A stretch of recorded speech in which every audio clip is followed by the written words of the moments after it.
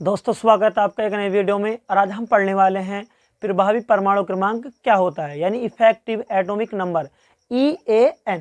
तो दोस्तों आपको बताया कि उप संयोजन यौगिक यानी पार्ट नंबर 10 फर्स्ट किताब का, यानी जो आपकी इनऑर्गेनिक केमिस्ट्री है उसके पार्ट नंबर 10 का बहुत ही अच्छा टॉपिक है। आपको बताया दोस्तों ये वेरी इंपॉर्टेंट है, यानी ये जो बोर्ड के अंदर 2 नंबर का आता है। आपको ये जो हमारा पॉइंट है कितने नंबर का आता है दोस्तों, 2 नंबर का।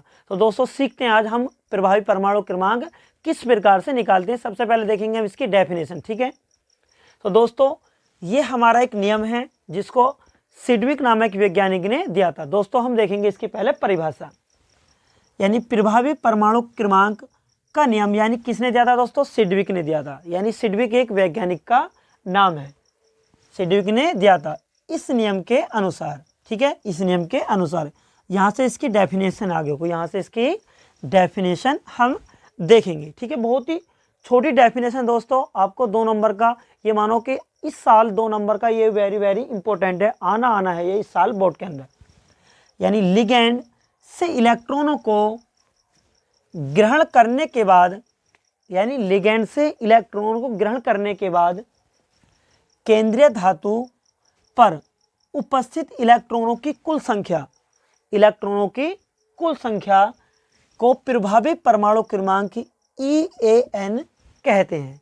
यानी दोस्तों वो कह रहा है लिगेंड से, यानी कोई लिगेंड है, लिगेंड से इलेक्ट्रॉनों को प्राप्त करने के बाद जो हमारा केंद्रीय धातु होता है, यानी उप संयोजन यौगिकों के अंदर जो केंद्रीय धातु होता है उस पर जो कुल संख्या होगी वही क्या कहलाएगी, आपकी प्रभावी परमाणु संख्या कहलाती है, यानी EAN कहते हैं उसको, ठीक है। तो दोस्तों इसका एक फार्मूला देखेंगे, उसके बाद में देखेंगे हम, यानी बहुत अच्छी तरह से समझेंगे इसको।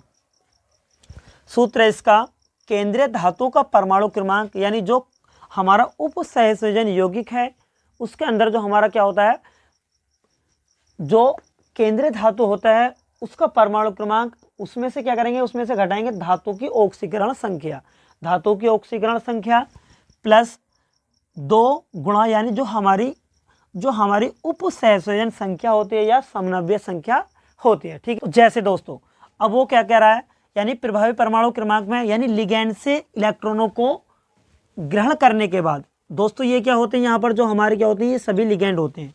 यानी लिगेंडों से कौन दोस्तों, लिगेंडों से जो हमारे इलेक्ट्रॉन प्राप्त कर रहा है, कौन कर रहा है, सेंट्रल धातु।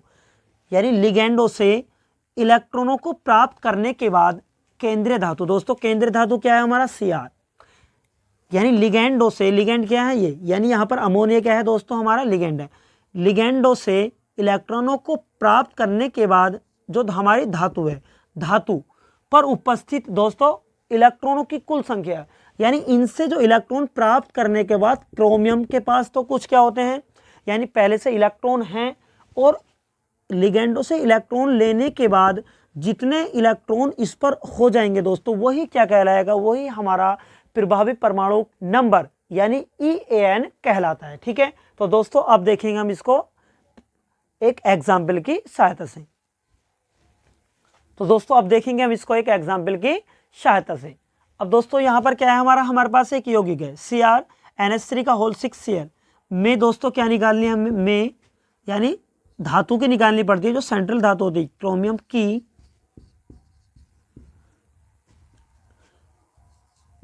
प्रभावी परमाणु संख्या, ठीक है। संख्या क्या होगी दोस्तों, निकालने ये आपको आती है निकालने के लिए, 1 नंबर में भी मिल सकते हैं दोस्तों, हमारे विकल्प के अंदर भी ये मिल जाती है, ठीक है। तो यहाँ पर निकालेंगे। देखो दोस्तों सबसे पहले क्या कर रहा है, देखो हमारे पास यहाँ पर क्या है, हमने सामने क्या लिख रखा है, इसका आपका सूत्र है, सूत्र से इसकी क्या निकालेंगे दोस्तों, प्रभावी परमाणु संख्या हम निकाल लेंगे, ठीक है। तो सबसे पहले क्या करेंगे, केंद्रीय धातु का परमाणु क्रमांक लिखेंगे, जो हमारी सेंट्रल धातु होती है दोस्तों। यहाँ पर क्या है, क्रोमियम का क्या होता है, यानी जो इसका परमाणु क्रमांक होता है कितना होता है दोस्तों, यहाँ पर 24 होगा, ठीक है। कितना होगा, 24 माइनस इसमें से क्या करेंगे दोस्तों, धातु की ऑक्सीकरण संख्या, धातु की ऑक्सीकरण संख्या आपको निकालनी पड़ेगी। तो यहाँ पर ही देख लेंगे, मैंने आपको बताई थी शॉर्ट ट्रिक निकालने की दोस्तों। अब देखेंगे यहाँ पर सबसे पहले हम पहचान करते हैं दोस्तों लिगेंड जो है हमारा कौन सा है, यानी क्या है, धनायन है, ऋणायन है या आपका उदासीन है। तो दोस्तों यहाँ पर उदासीन लिगेंड है, उदासीन लिगेंड की जो क्या होता है, उसका जो मान होता है 0 होता है। जब 0 की गुणा 6 से करेंगे तो 0 बन जाएगा, ठीक है।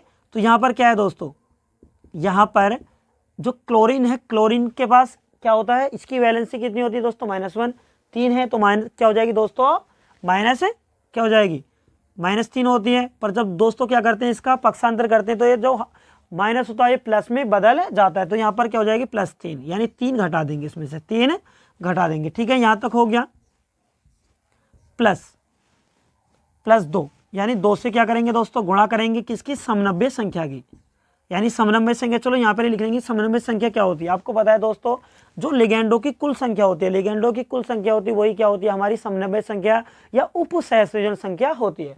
तो कितनी है दोस्तों, 6 से इसकी गुणा कर देंगे दोस्तों, कितना हो गया दोस्तों, ये हमारा 21 प्लस कितना हो गया, 6 दूनी 12। तो दोस्तों कितना हो गया, कितना हो गया, यहाँ पर बराबर लिख लेंगे इसको, 2 और 1 3, और दोस्तों 1 और 2 3, यानी 33। जो यहाँ पर जो 33 आया है वो किसकी आई है दोस्तों, यानी क्रोमियम Cr की प्रभावी परमाणु संख्या EAN आई है, ठीक है। क्या आया दोस्तों, EAN, यानी जो हमारे क्रोमियम की Cr की जो प्रभावी परमाणु संख्या है कितनी निकल गई दोस्तों, हमारे 33, ठीक है। अब देखेंगे हम दूसरा एग्जाम्पल, नेक्स्ट एग्जाम्पल, ठीक है। नेक्स्ट एग्जाम्पल हमारे पास क्या, K4Fe का होल 6, ठीक है, CN का होल 6 में प्रभावी परमाणु संख्या निकाली, ठीक है। क्या निकाली हमें दोस्तों, यहाँ पर प्रभावी परमाणु संख्या, ठीक है दोस्तों। इसको हवा नहीं बनाना है, क्या नहीं बनाना, इसको हवा नहीं बनाना है। बच्चे क्या करते हैं, इनको देखकर डर जाते रहे, क्या है ये, क्या है। तो यहाँ पर हवा नहीं, बहुत ही आसान है, बहुत ही आसान है। 1 मिनट का खेल है दोस्तों, 1 मिनट का खेल है, ठीक है। पर वीडियो को क्या करना पड़ेगा, आपको अंत तक देखना पड़ेगा, अंत तक देखना पड़ेगा, इस डेफिनेशन को आपको समझना पड़ेगा। ये नहीं कि भाई आपको ने वीडियो खोली और स्किप करी और आगे चले गए, तो कुछ भी पढ़ने नहीं पड़ेगा, ध्यान कहाँ पे लगाना पड़ेगा, वीडियो में कहीं और नहीं लगाना पड़ेगा, ठीक है।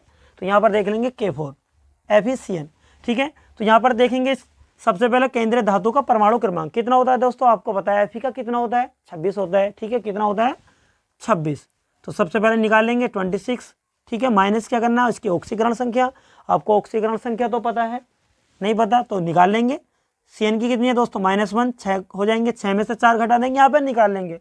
ऑक्सीकरण संख्या कैलकुलेशन करने की जरूरत नहीं है, ठीक है। कैलकुलेशन मैं हूँ तो डरने की बात नहीं है। कितनी है, यहाँ पर 6 में से 4 घटा देंगे, प्लस की 2 हो जाएगी, 2 घटा देंगे, ठीक है। प्लस उसके बाद क्या करेंगे, 2 की गुणा किससे कर देंगे दोस्तों, समनव्य संख्या कितनी है, 6 है, कितनी है, यहाँ पर 6 है, 6 से गुणा कर देंगे,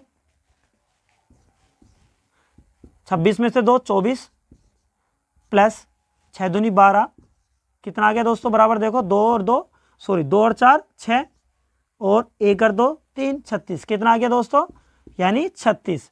जो हमारी किसकी, Fe आयरन की जो EAN संख्या आई है निकल कर, कितनी है दोस्तों, 36, ठीक है। जो ये हमारी प्रभावी परमाणु संख्या जो होती है दोस्तों, आपकी जो क्या होती है, एक्रिय गैस की क्या होती है, बिल्कुल नज़दीक होती है, कम भी हो सकती है एक आध, और 36 भी दोस्तों कभी कभार क्या होती है, ये अधिक भी हो जाती है, यानी नज़दीक ही रहती है। क्रिप्टॉन, यानी क्रिप्टॉन क्या होता है दोस्तों, परमाणु क्रमांक 36 होता है क्रिप्टॉन का। क्रिप्टॉन जो हमारी एक्रिय गैस है तो उसके ही नज़दीक होती है। तो दोस्तों वीडियो आपको अच्छे लगे तो वीडियो क्या करेंगे, वीडियो को शेयर करना है, ठीक है। और आपको लाइक करना है, और आपको क्या करना है दोस्तों, कमेंट जरूर करके बताना है कि वीडियो आपको कैसे लगी, ठीक है।